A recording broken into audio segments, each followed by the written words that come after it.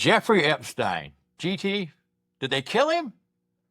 Damn right they killed him, Jack. I don't know if they let someone in there to hang him or if they did it by intentional neglect, but they killed him. And the way this whole shit show has flowed out, the one thing that keeps coming back to me is the way this was handled within the security apparatus of the prison.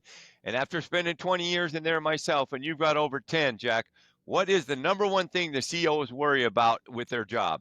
Cover your own ass. You cover your ass.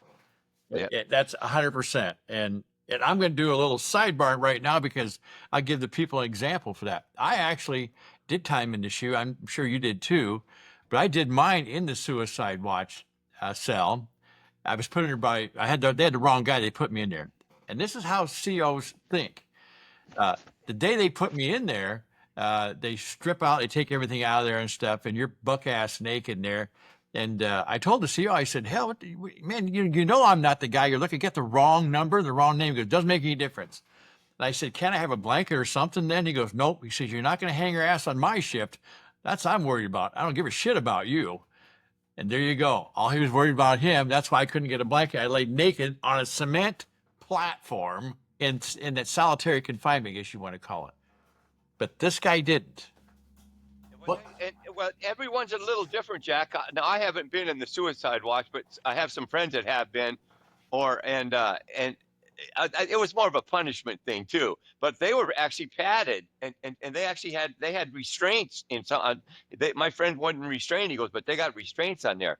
But for you people that aren't familiar with this prison thing, man, when you get a guy like this Epstein come in, this is probably at the time the most, the highest profile inmate in the whole system. And these guys that are supposed to be watching them, they're going by the fucking book. They're scared to death of screwing the pooch and coming back and losing their pension, because that's all they worry about is trying to get their, working towards their pension. That's their goal. And for me to all this shit that happened during this whole thing is so not hard to believe. It's impossible to believe, because we know the mentality of the COs because we did too much time. And with this guy, this was going to be a kid's glove thing. And if they said, hey, you got to check on him every 10 minutes, they're probably in there every 5. So this thing is fishy. And at first I thought, well, no, they wouldn't send somebody in there and get this guy. But man, stranger things have happened.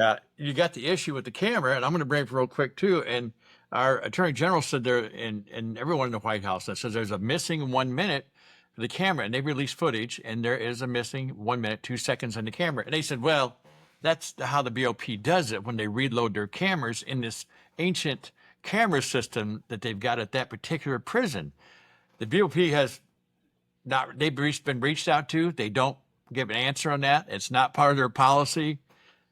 But even bigger than that, just think about what GT said. You take the most notorious person in the United States, and you're going to put him in an ancient setup with a camera system that may or may not work, with a couple of COs that apparently weren't vetted very goddamn good. They weren't rookies, but if they were falsifying records here, you bet your ass this wasn't the first time they did that. Well, hell no. And like I said, it's strange. The belief, there's no way I believe in any of this after spending that much time in prison and knowing how they are. This guy, he was dealing with presidents, with royalty, and he had a lot of dirt on someone, and now it's just magically disappeared. Pam Bionde. Oh, don't worry. She told that reporter, oh, I've got the whole file right on my desk. I'm going to be looking at it here when I leave. And then a couple days later, she says, oh, no, I don't have a file of any client lists. I just had a file and there was nothing in it. And they keep changing their story. And everybody who's watching this knows when stories start getting changed, that means that there's lying going on. That's what happened to me. That's how I ended up in prison.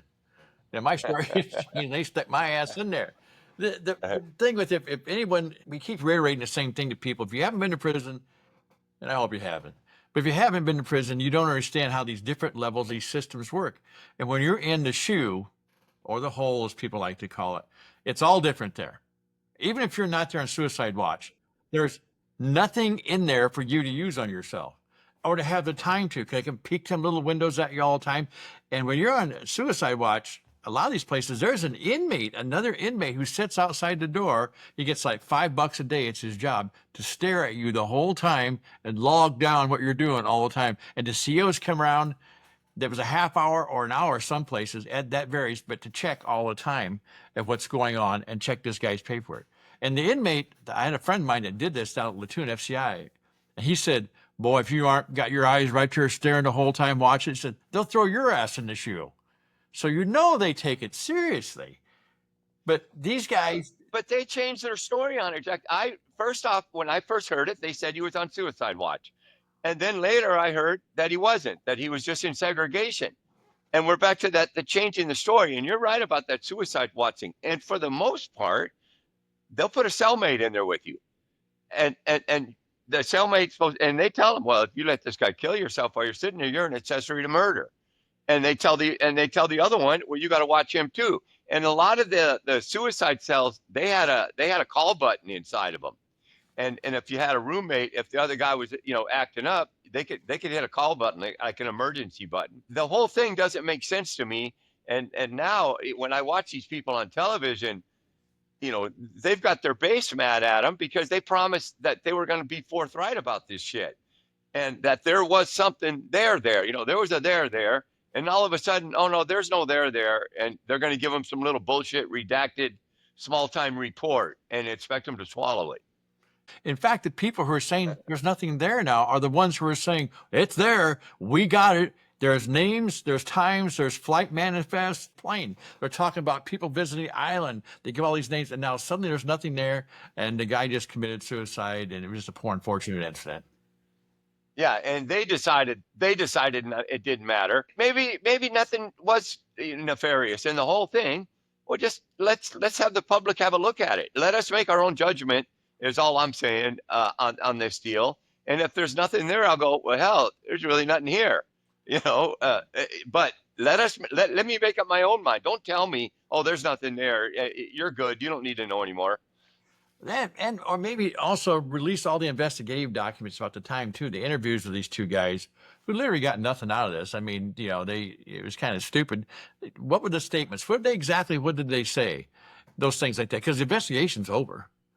They've been prosecuted supposedly for under 100 hours of community service and stuff that they got out of this thing here for falsifying records. And let me tell you, it's harder, I think, to falsify the damn records than it is to write the damn. You stand there and you log it.